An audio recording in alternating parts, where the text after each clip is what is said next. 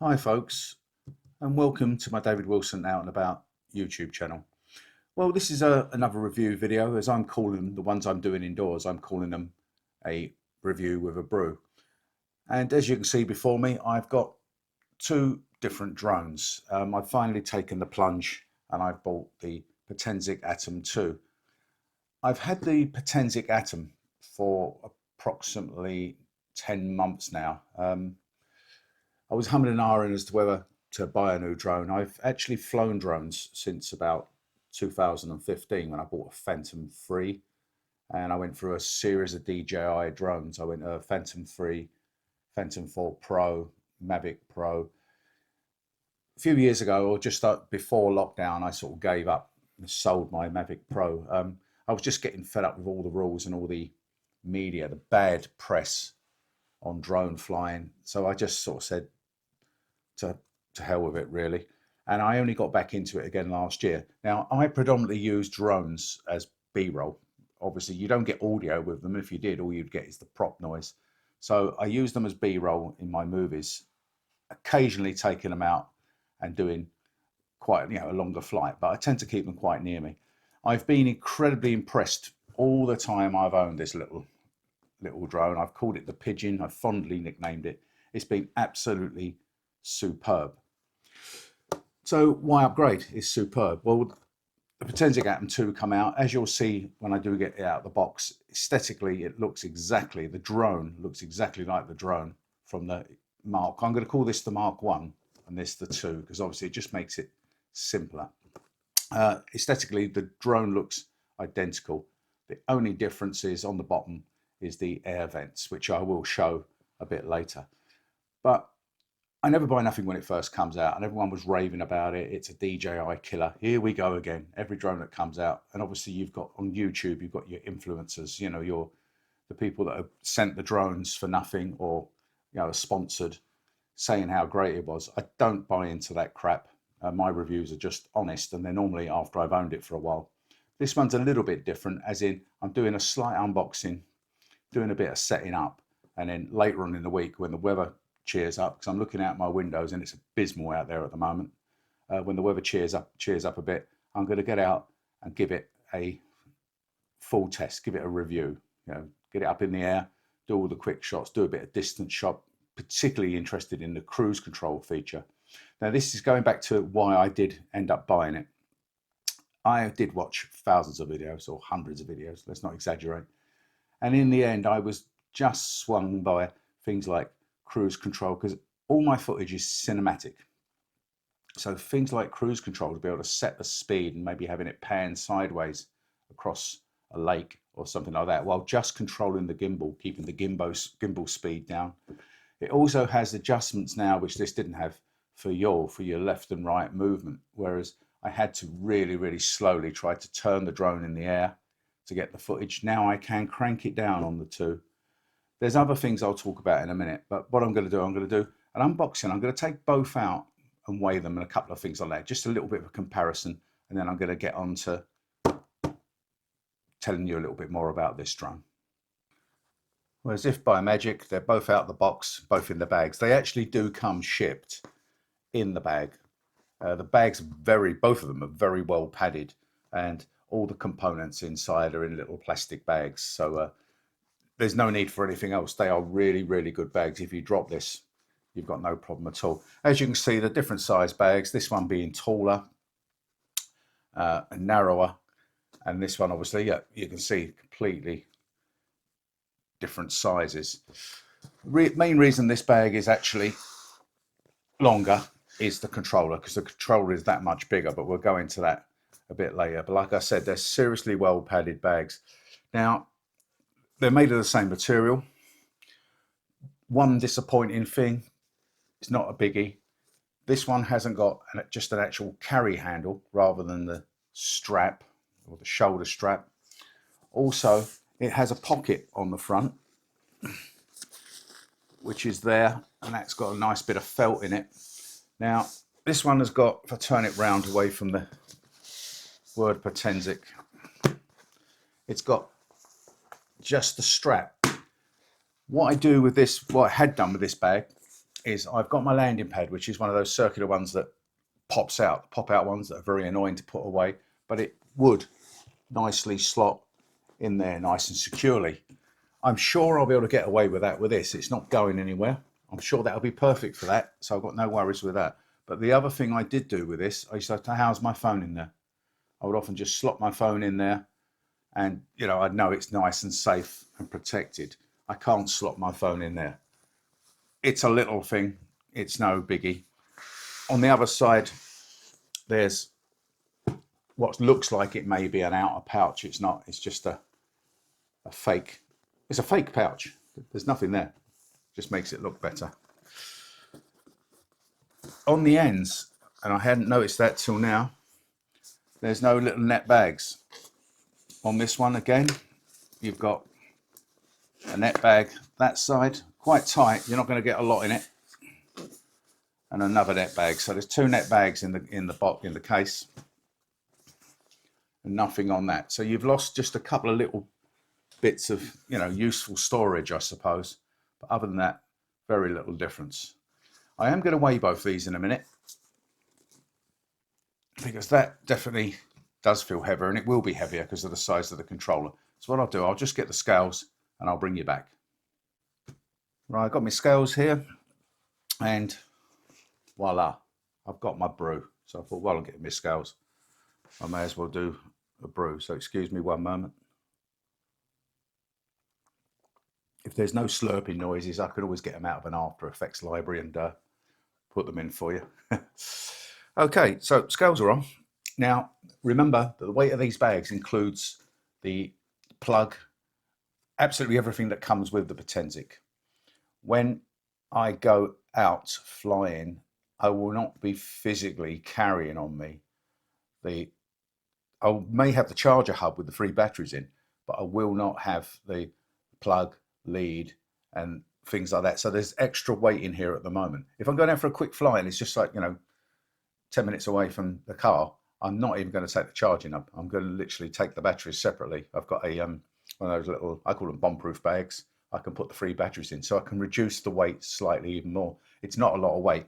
So this is the full kit, including all the charging stuff right from the wall socket. Right, so this is the Potensic Atom, or the Mark 1 as I'm calling it for the moment. Let's put it on there. And that weighs in at 1,506 grams. Take that one off. Here comes the heavy boy.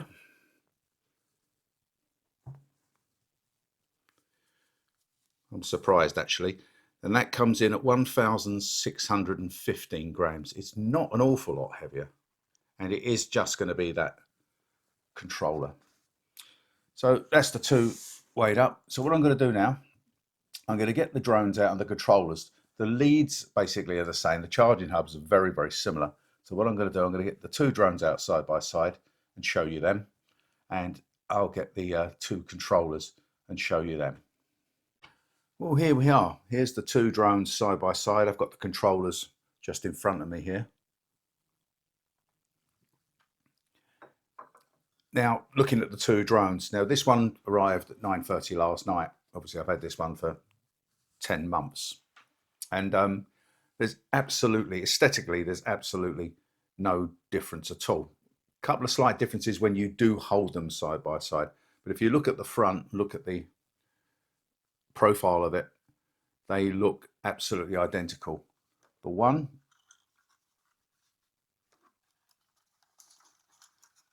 try not to drop them, and the 2. What I will say is I know that the props are not interchangeable, and yes, the props on the 2, Atom 2, are definitely longer. Obviously you can see different colors, but color doesn't really make a lot of difference at all.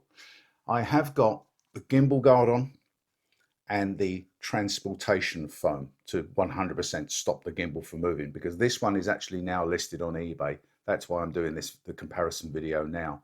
Then I can move on videoing my new kit. Obviously you just got a P there and the word Potensic there.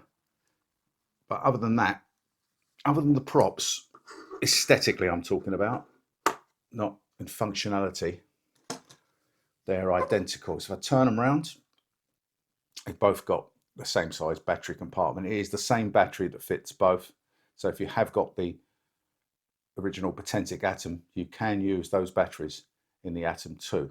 They're compatible, exactly the same. And the SD card is in the same position. What I will say, while I remember things as I go along, the original Atom comes with a 64GB memory card already installed. A lot of people, I remember when it first came out, people were going, "Oh, I can't find the SD card." They said they'd send an SD card. It's actually in the slot. The Atom 2 doesn't. You have to supply your own SD card. I have loads of cameras, loads of SD cards, not a big biggie, so I've put that in. So as I say, they have the same batteries. Now, I'm not taking the gimbal guards off at the moment because this one's ready for shipping. I want to get it back in the box while I'm charging up the batteries for this. Just leave it aside, ready to sell.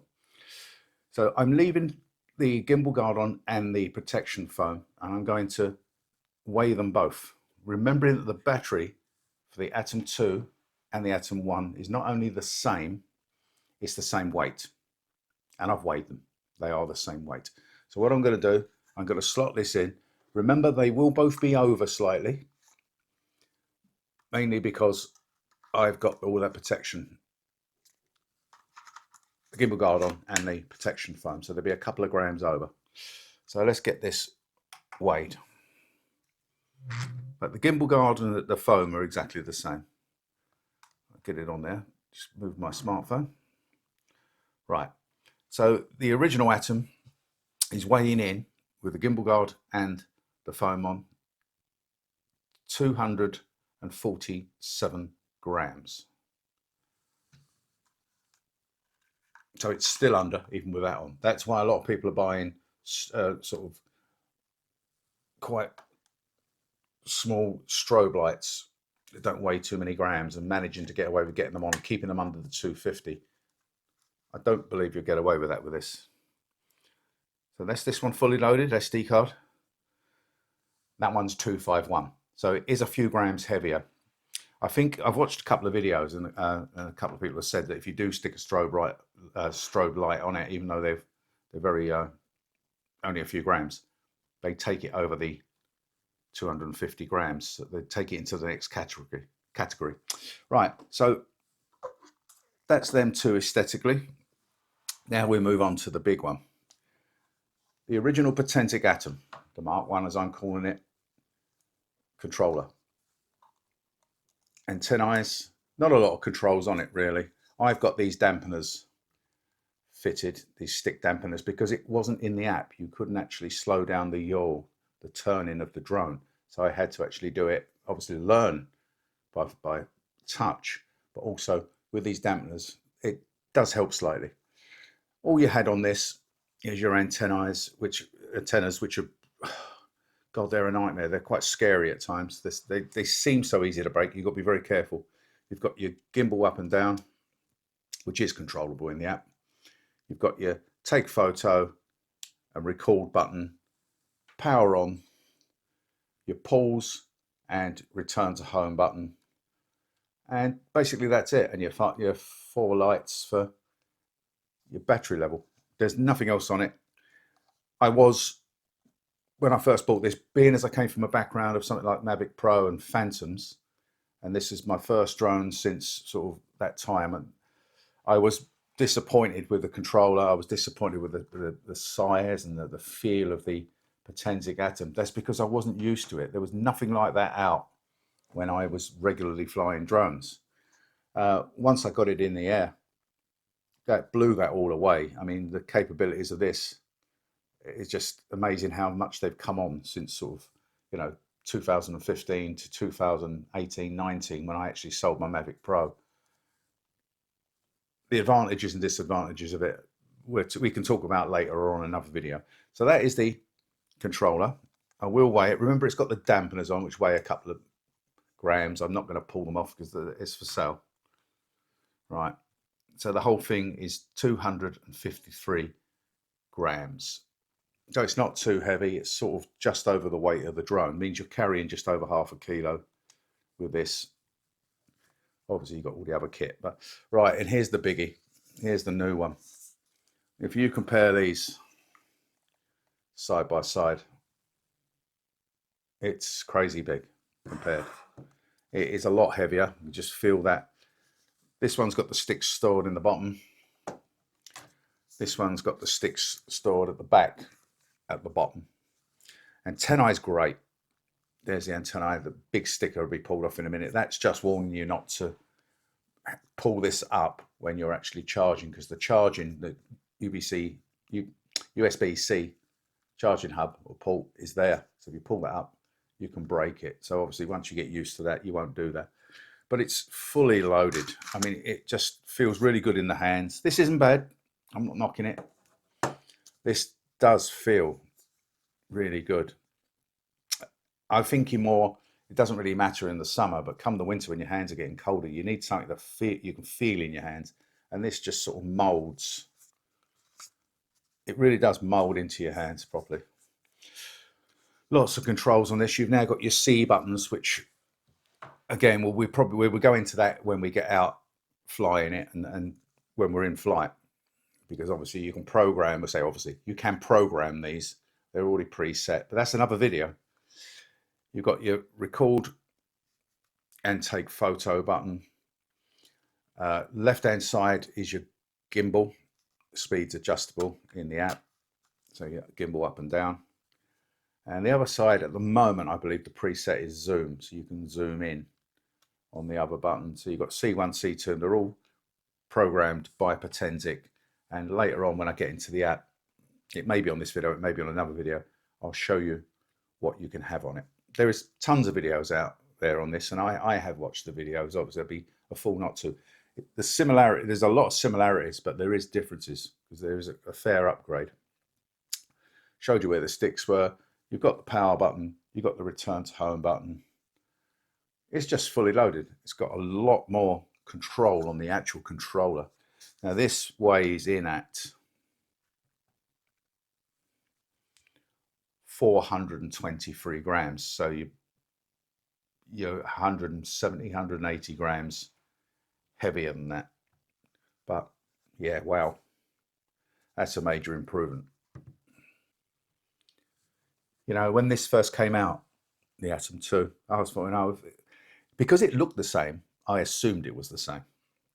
And I never really buy anything. I used to buy things on release date, you know, try to be one of the big boys. I don't anymore. I wait for the reviews because obviously sometimes the apps cause problems, or there is actually bugs with the app or the drone. And it didn't really look like they were offering a lot more, but they actually are. But we'll go into that in a minute. And we'll obviously, again, we'll be going into that when we're out flying, because we'll be testing these things out. But that's about as far as we need to go with the original Atom. So what I'm going to do, I'm going to get that back in the box, finish my coffee, and then we'll go into more detail on the Atom 2. Okay, well there's the Atom, my first pigeon, all packed up on the landing, ready to go. Welcome, Potensic Atom 2. Right, I've already got the battery in. Now, I bought the combo kit. Always worth buying the combo kit. I know it adds £100 on, but believe me, if you think you're going to go out, yeah, all I need is one battery, you'll be crying. Because if you try buying the components separately, it's going to cost you a fortune. So, battery hub, identical to the one on the original Potensic Atom, as it will be, because they're the same batteries. I've got a battery in the drone. It holds 3 batteries. When it arrives out the box, the batteries are in sleeping mode. Sleeping means they're not activated. You have to charge them to activate the batteries. When we get round to actually firing up the drone, batteries are charged and setting everything up to go, there is a good chance there's going to be updates for the drone. There could be updates for the drone, the controller, the batteries or the app. So I suggest, I mean, you should do it. Do it at home. Just take your time, charge your batteries up, get a battery in, and slowly go through it. It is very, very easy to follow, but I'm expecting updates as soon as I do connect this up. So what I will be doing in a minute is getting the batteries on charge. Now, Potensic state it takes 18 minutes in the fast charging hub to charge all 3 batteries. I think that's absolutely superb. Again, that's really why it's worth it. There's your charging port, your Type C. Can you imagine one battery and having a battery runs out and plugging it in? How long one battery takes? It probably takes the same distance of time, the same length of time as it takes to charge 3 batteries up. As I did say, if I was just going out for a quick morning flight, or I know I wasn't using the drone a lot, being as I'm mainly B-roll. When I say B-roll, I use small clips within my videos. However, it doesn't mean I might be out there enjoying myself for over an hour or so flying. I may end up with loads of stuff I'm just enjoying watching, but I'm not necessarily going to use in the video. I may see something and it's got no relevance to the actual video I'm recording. So I don't just go up or got that shot, bring it down and pack it away. The problem is, even though this is small and quite compact, the setting up time and the packing away time is the pain, especially if you are on a hike. I go out, I'm on, say, just a 5 or 6 mile hike, and I want to get the drone up over a waterfall or something like that. That will stop me for maybe half hour, 45 minutes, getting the drone out, composing the shot, getting the drone up, getting the shot, getting it down, packing it all away again, stowing it in the bag, and off we go. Obviously on the video, that doesn't show. It just cuts from me looking at a waterfall. And then beautiful music comes in, and then in the air, you're looking at the waterfall. That's what I want. That's what I want you to see, but that's not the reality of it. So there is a lot of up and down, out the bag type of thing. So a lot of the time I do sort of go, do you know what, while I'm here, I'm going to film this, even if it's just for my own entertainment or amusement. Or sometimes I might, if I've got a plan next year, I've got too much planned this year, to go to Wales to the 4 waterfalls. I can't quite remember where it is. It's in the Brecon Beacons. And if I get the opportunity, the drone will be up. Well, I'm not just going to go, ooh, look, waterfall. I will probably literally film quite a lot of that. And that will be a separate video just set to music. So, you know, I do actually do longer flights. I'm not talking about distance, but time-wise, I might be up, you know. I've got lakes around me, you know, half a mile long or whatever. I can see the drone. If I go one end, say to the left of the lake, and I have pylons and I make sure it's above the pylons, I could fly on cruise control now, because I've got cruise control on this drone, nice and slow, using the gimbal, turn in the actual drone, the full half mile plus, so I could probably go right over to the lakes that are further on. And the drone will still be in line of sight, but it is doing a distance because it's starting from there and cutting across the sky. Do you follow me? I'm not flying it out where it just turns into a pin and then disappears. So 3 batteries. Get yourself the combo kit. Sorry, I was going on a bit there. Drone does come with a prop protection strap. The Velcro is very strong. I've never had a problem, but some people complain that they nearly break the drone. Personally, just don't be over heavy-handed. I've already mentioned it doesn't come with the SD card. The SD card slot's there. I've got spare SD cards, so I slotted one in. But that, other than the props, looks-wise is identical.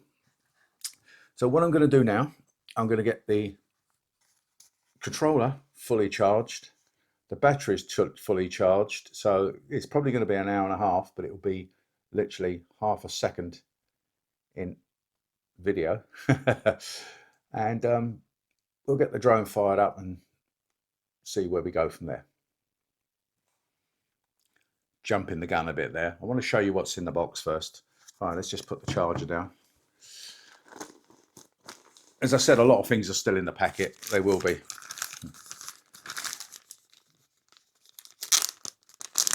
My Potensic Atom Mark 1, as I call it, is all boxed up. Everything is even wrapped back in these bags. All these bags were kept.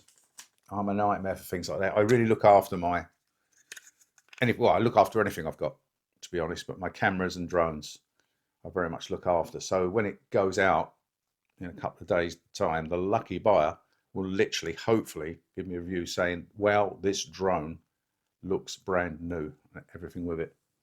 And to be honest, it is. That's what it looks like. Right, there's your charger, UK 3-pin plug, 220, 240 volts. Get that plugged into the mains.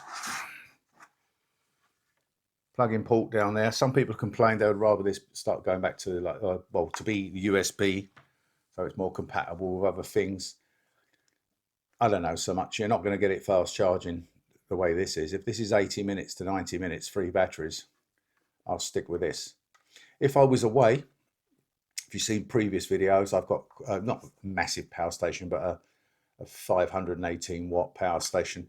I would take the power station in the boot of the car or in the van, or I'd have it in my tent if I'm away for several days and filming, and I'll just plug it in on the AC on there, run it off the inverter. I've got to get the other battery out of the drone, same as the old drone, push, pull, remembering when you put it back in to listen for the click so that the battery locks in. Just plug that in, bam. Right, there you go. So that will eventually activate the batteries. So let's go into the next bag. That's all props and screws, so I don't need that. So where is the cable for the controller? There's a grey cable in there, so I've got a feeling it's in with this little lot. Hardest part with these things is working out how to open the packets. Oh, that one's stuck. I'm actually going to have to rip that one. Right. So you've also got the connection cables to the controller here as well. Right, let's just untangle this.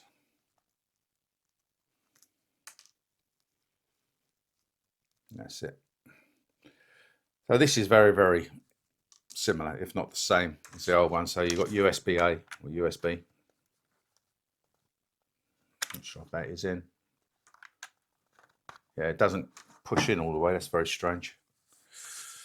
Get the other end. Remembering that the charge port, not the connection port for the drone, which is down at the bottom, is up at the top. Close down the antennae or antenna. Plug in. Yeah, okay. She's charging. There you go. So we leave her there. Yes, this doesn't push in all the way, but it works. Can you see it? But it's charging, so that's good enough. What else is in the box? There's all the warranty and the instructions in the top. I'm leaving them in there for now. Gonna have a read later. I tend to download the manual. What I will say, I have had a look in the Academy. I've downloaded, because this works on a different app. This works on the Potensic Eve app. I downloaded that a couple of days ago. I've gone in there, looked in the Academy. All the videos are on YouTube from Potensic, but it's great videos. Really, really easy to follow. Lovely videos. And also I've downloaded the instruction manual is in there, the user manual. But I've downloaded a copy from the Potensic website, and I've got it on both my phone and my computer in PDF. So I'm just old. I like to, it's 54 pages. I'm going to print it out and put it into a binder. Hey, I know it's a bit much, but that's me. Right, so cables wise, what else have we got in here? We got two full sets of props. That's less than you get with the one, but it's ample, it's enough. Screwdriver and an abundance of the little screws. I've never changed them, I've tightened them, but I don't use this screwdriver. I've got the precision screwdrivers. I just don't trust them. If you round off the heads, you're going to get in trouble. So personally, I prefer getting a tiny precision sort of Phillips, you know, the poly drive screwdriver. We have two cables. With the original Potensic, you get 3. Where's the lightning cable? So the lightning cable is missing in my kit, and I will need that because I like to record on the iPad. Now on video you've just seen me open this bag and all there are is props and 2 cables. So one's the C. Oh, sorry, I've got the lightning cable to C, and I've got C to C. Apologies. They don't supply then the old-fashioned D, if you know the one, which goes back quite a few years. Very few things, when I haven't used it on the other one, but I do use the lightning cable. I've got an extension cable, I'll talk about that in a minute, that I can use, because once you get my iPad in there, my iPad Air 2 9-inch, this cable doesn't reach, so I've got another cable, like an extension cable. You can't just use any old cable. If I can dig that up, I'll show you it. I'm obviously not selling that with the kit. That's coming with this, because occasionally if I'm very static and I'm filming in one area, I'll put, you've got a nice 9.7-inch screen, completely different from doing it off your smartphone. Right, let's leave this to charge up, and I'll bring you back a bit later. I'm going to get another brew on. See you soon. Well, that's it, folks. All fully charged up. What seems a second took 45 minutes. So obviously, although they needed activating and they're in sleep mode, there was obviously charge in them. So I can't tell you the full time. I never take my batteries any further than 20%. So generally speaking, I will land at 20%. And what I do with my old batteries, I've got little stickers on them, 1, 2 and 3, and I try and cycle them. So I try and use them sort of evenly if I can. Yeah, so 45 minutes and I'm fully charged. So what I'm going to do now, I'm going to actually start the setup, insert a battery, get the transportation foam out the drone, which I'll keep. I won't need to go back after that, and then we'll open up the app. It's lovely. Right, first off, the battery hub charges in parallel, so it does charge all three batteries at the same time. Many years ago it wasn't like that. If you had a hub, you put it in and it charged as it went, you know, 1, 2 and 3, which could take forever, but these days it's completely different. This here at the moment I've got in there, I haven't got my iPad to hand, but this is the actual extension cable, special cable that you can buy on Amazon, so that you can use that. So it's USB-C male to female. They don't like using that anymore. Internal and external, and you can plug in like that, and it gives you that extra length to actually reach the larger device. So let's just move my brew out the way, unplug the lead.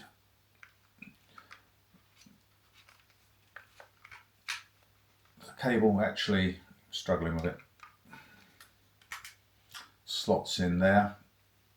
There's only, it actually shows you a picture of what end goes in there, and you push the lead. I like that idea, that you push the lead down into a groove there, so that sort of stops it pulling out should you knock it, I suppose. So it's a nice little touch, that.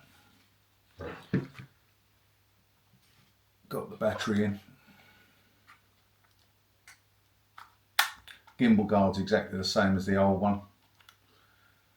So unclick it and tilt. I'm going to hold the camera carefully while I remove this foam, and as I said, that does not go back in. That's a transit. You could put it back in if you was going on a really long journey on a plane or something and you was worried about it, but I don't think it's necessary. Right, the battery's clicked in correctly. Camera's okay. What I may do, because I'm going to go into the app in a moment, and I may actually go on to record the screen on my phone. So I'm just going to connect up the rest of it very quickly, and then I'll bring you back. Okay, I had a little bit of fun there. It was confusing me. I started up the drone, obviously connected all up, and it kept going into smart transfer, which I didn't understand, but I seem to have got there now. just a little bit of confusion. Don't forget, this is my first time. Right, okay, so we got the fly now button on the bottom left there, so we're all connected. So let's go ahead, hit the button. The compass needs to be calibrated. Right, compass needs calibration. Now I will do one at home, but obviously on my first outing, when I get out, I'll probably recalibrate it. So let's go through that. Just put the controller down, hit the calibrate, start calibration. Got to pick it up, and we got to turn it in this direction. IMU in preparation.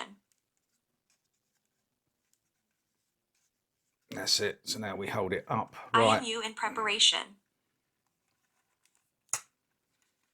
This is easier standing up than it is sitting down. Vertical calibration.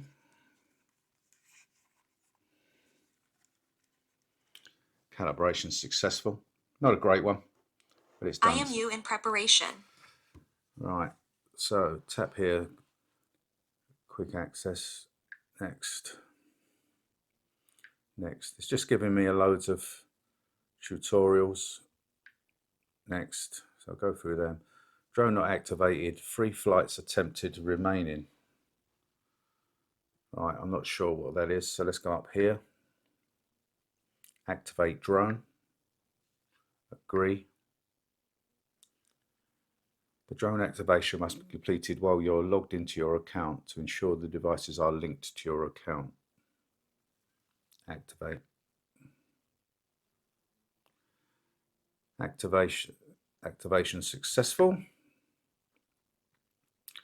No, I don't want that, so I'll skip that. I've got 48 hours to think about whether I want insurance. And here we are. So we got the screen up and running.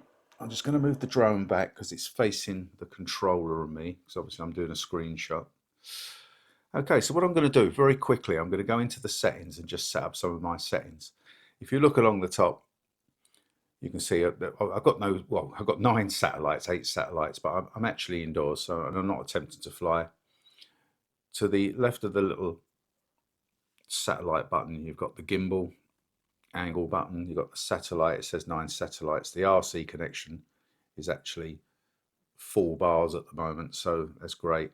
And I've got 95% battery. The battery indicator is quite large on this. You've got distance, height, etc. below that. So yeah, that's impressive. So let's go into the setup. So if we hit the top button, the first one we come into is safety. I don't want beginner mode. I'll confirm that because I have flown drones a lot before and the earlier model of this. I personally normally fly in video mode, so I'm going to leave it in video mode at the moment. Scroll down. I'm going to, for my first flight, I've got a place where I tend to go out and test my drones. I know that I'll want it to return to me. I won't be walking around too much. And the return tone altitude, because there's pylons there. The pylons are 36 meters high, 118 feet. But you can get a lot of interference, and sometimes if I do move position, I'm higher up on the hill or lower down in the valley. The pylons are then higher, if you know what I mean. So to be on the safe side, I'm taking the return to home altitude quite high. It's now giving you loads of info about the return to home height. So if I take it up to 115 meters, I will switch the dynamic home point on, but it can't be switched on unless you're taken off, so that's fine. I'm not putting silent running on at the moment. I believe you can, if it's doing a return to home and it's beeping away like a madman and you hit the power button, you actually then cancel out the noise anyway. So I'm going to leave that because, in all fairness, the times when my drone has lost transmission in the past, and you get that butterflies in your stomach, I actually want to hear that sound. I want to hear it say, even it sit there for a while, and that seems like forever. I want to hear it go, "I'm coming home, Daddy." Yeah, I can then cancel the noise, but I don't want it coming back silently. Right, maximum altitude, I'm going to the 420. Distance, I'm going to put no limit. I know some people do set up. I'm actually going to use Imperial, and the reason I'm using Imperial mainly is I grew up with it. Obviously, I was a gas engineer. I've worked in metric. I do understand the metric system, but we do work in miles per hour here. And because I do I try to do like smooth cinematic footage, I often fly slow, and I actually want to see the speed I'm flying at, and I need it in miles per hour because that's the how we do it in the UK. So, and I do understand the imperial system, so I'm good with the miles, half a mile, feet, in inches, whatever. One-handed takeoff with switch on, that I'll be testing out. Emergency propeller stop, no way. I am scares the life out of me to think that you might hit two buttons accidentally and the drone drops out of the sky. You're not going to restart it. No way. The UAS remote identification has no relevance on the UK. And down the bottom, you've got the battery information. We're at 93%, temperature 36 degrees because we're indoors and it's in the drone and the drone's not activated, etc., etc. Now we've moved on to the calibration screen. We've just calibrated the compass. Gimbal calibration, it is suggested you leave it alone unless you feel it. If you notice that the horizon's off and you're flying or whatever, then you can calibrate it. And the fine tuning the same. Providing everything is right or you're happy with it, leave it alone. Remote control calibration is very much the same. Repairing the drone comes already paired. You would normally use that if for some reason you crashed the drone and it was under some care plan, you got a new drone sent, you'd have to pair that drone to the actual controller.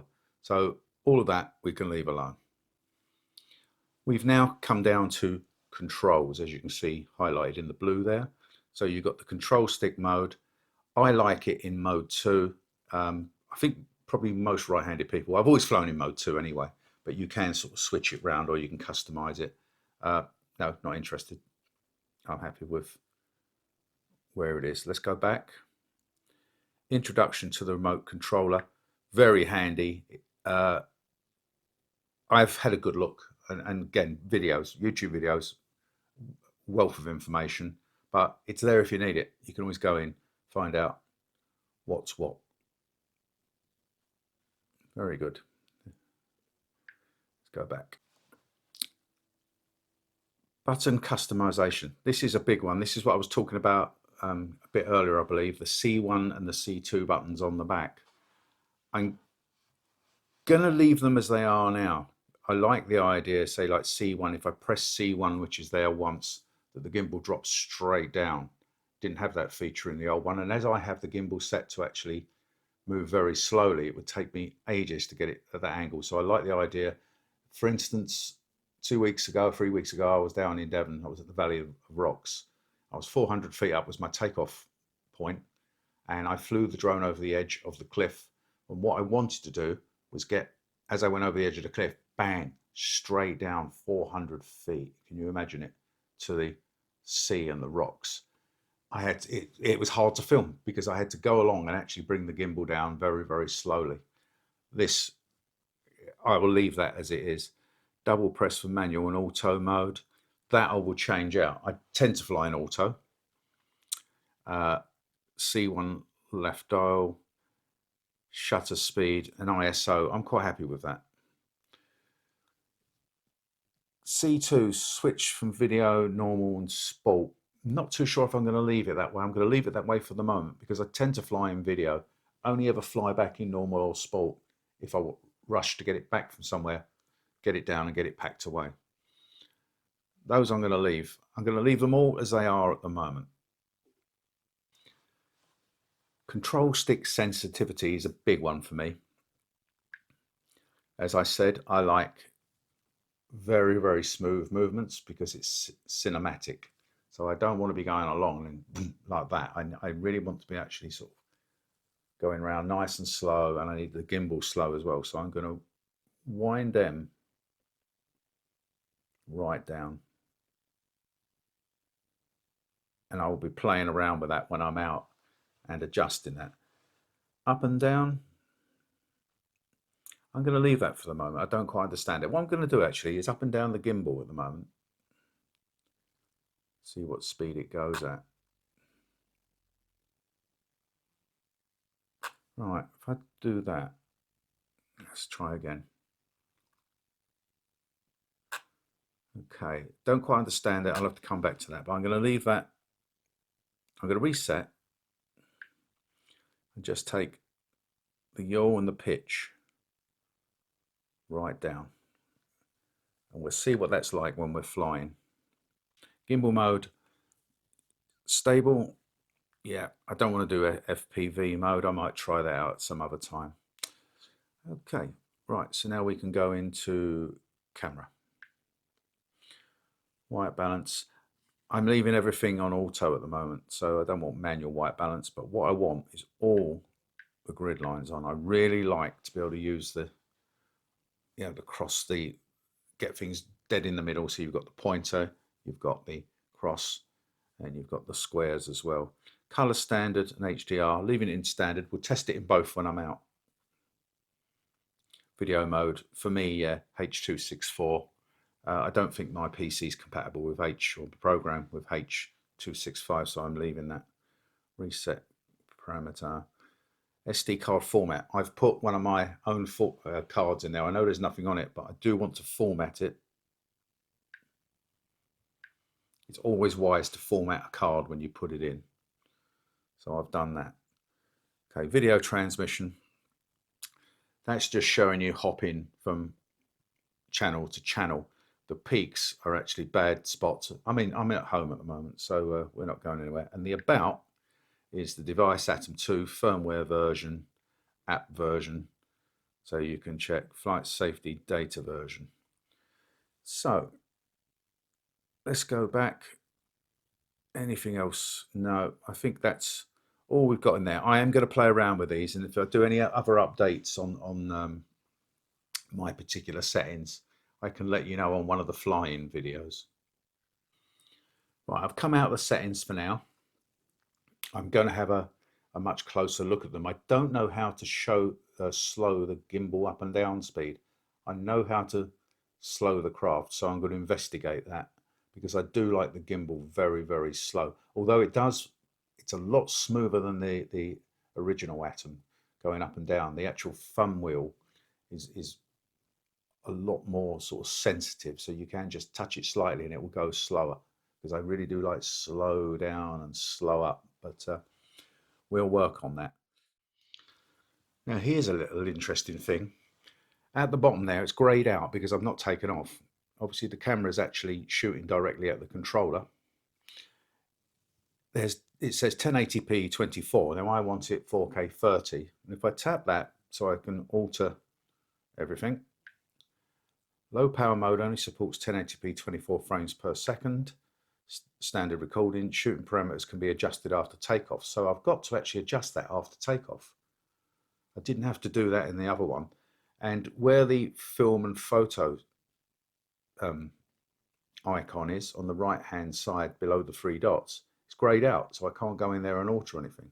So I'm wondering whether I have to literally go out the first time and set everything up literally with it in the air.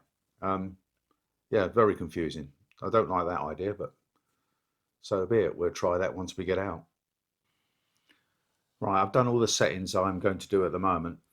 I really don't like the fact that you can't adjust all your camera doings, like the 4K 30 and all the rest of it while the drone is just activated. The camera is now showing. Why can't I do that?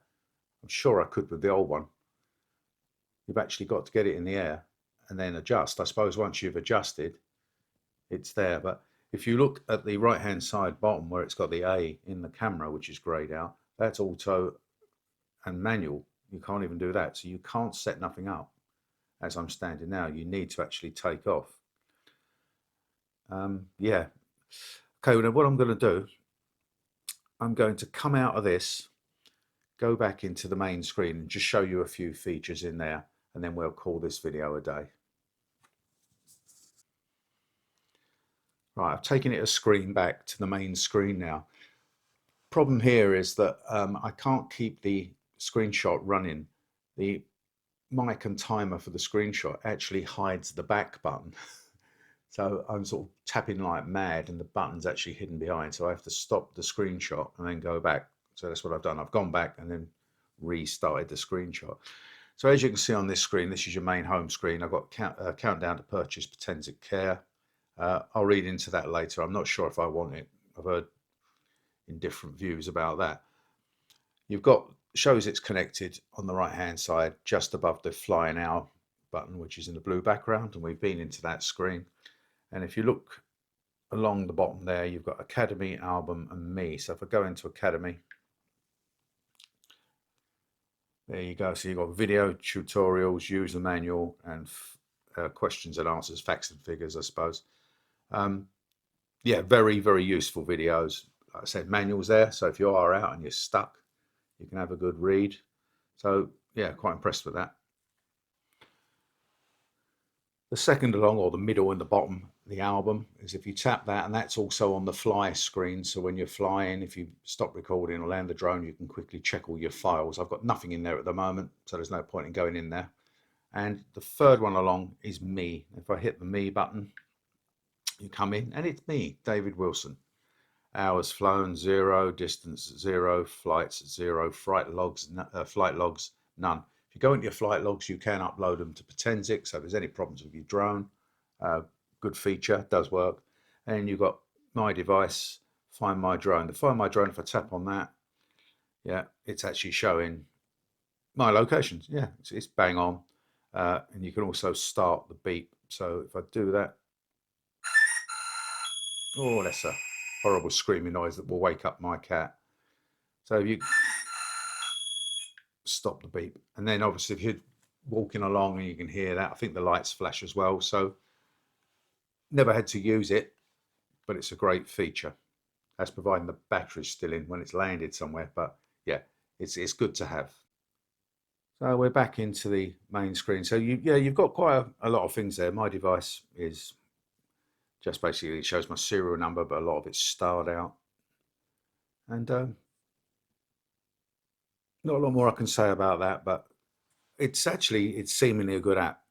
The only thing I'm concerned with, I can't set up my filming parameters at the moment, but that's not here nor there. So there's just a very, very quick rundown. Now, I've watched tons of videos. I've read quite a bit of the instruction manual because I did download it prior to receiving the drone. And I still have got myself a little bit confused there. There's some things I want to check videos online. I'm no expert, and I'm not going to do a complete rundown from start to finish. I'll just give you the absolute basics. I mean, I'm not a novice to drone flying, and I'm pretty good with tech, but if I can do it, anyone can do it. Proof's in the pudding. I don't know when I'll get it out there. I think it's a nice day tomorrow, but an extremely busy day with car repairs, etc. tomorrow. But I'll get it up in the air as soon as possible. Get my camera settings all set up. I'll be happy when I can do that. I really feel like going out in the garden now and doing it, but I've got to get on with other things. So I'm definitely going to leave it to at least tomorrow before I just take off and set the other things up. And I can mention that in the flight video. So I should hopefully get a first flight video up, first impressions flight video, which will probably be more of the autonomous settings, the quick shots and the AI within a week. There's no rush. There's thousands of videos out there. I don't actually just buy a product. So I said earlier in the video, I don't buy a product on release date. I buy it when I'm comfortable that it's worth having. And then I do review it, and I often long-term review things. So, the learning curve with this is it's a slightly different app. It's the same drone. I shouldn't have no trouble flying it. And there's a lot more features on this drone than the old one. Otherwise, I wouldn't have bought it.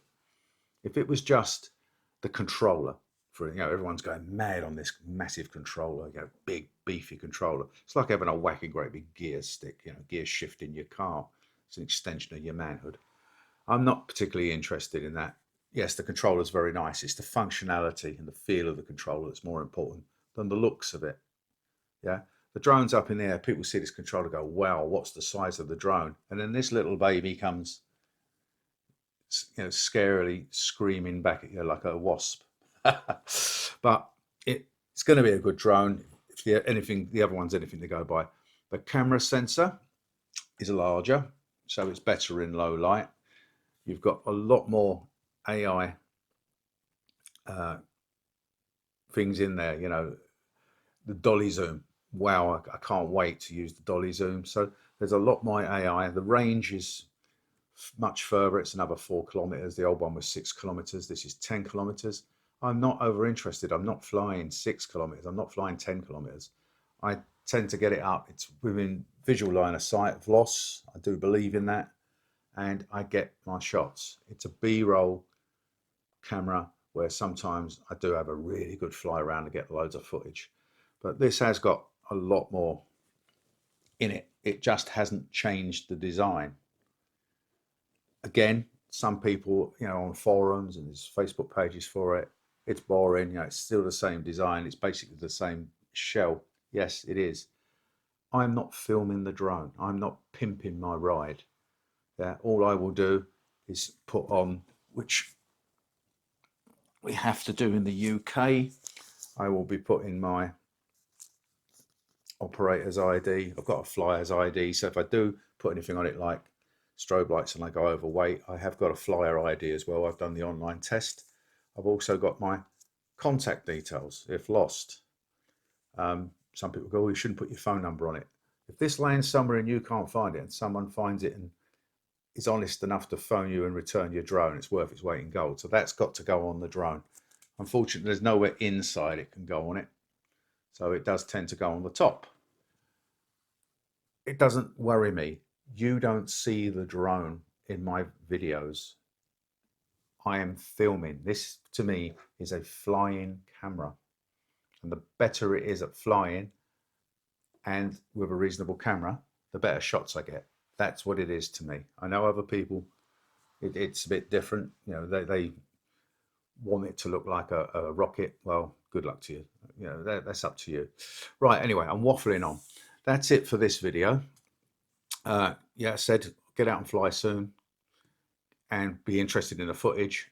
And I'll do 2 or 3, you know, videos, first impressions using this. As I get used to it more, I will show you how this flies and records. Right, I hope you've found this video of use. I know there's thousands of videos out there, very techy, a lot better than mine, but this is just my slant on it. If you do like the video or have enjoyed it, please give it the thumbs up. I'm an outdoorsy person. I do all sorts of different types of videos outdoors, including places of interest, cathedrals, churches, etc. If you like my content, please subscribe, and it just motivates me to get out there and do more filming. Right, finished my tea. I'm gonna get on with my other chores and I will see you on the next video. So bye for now.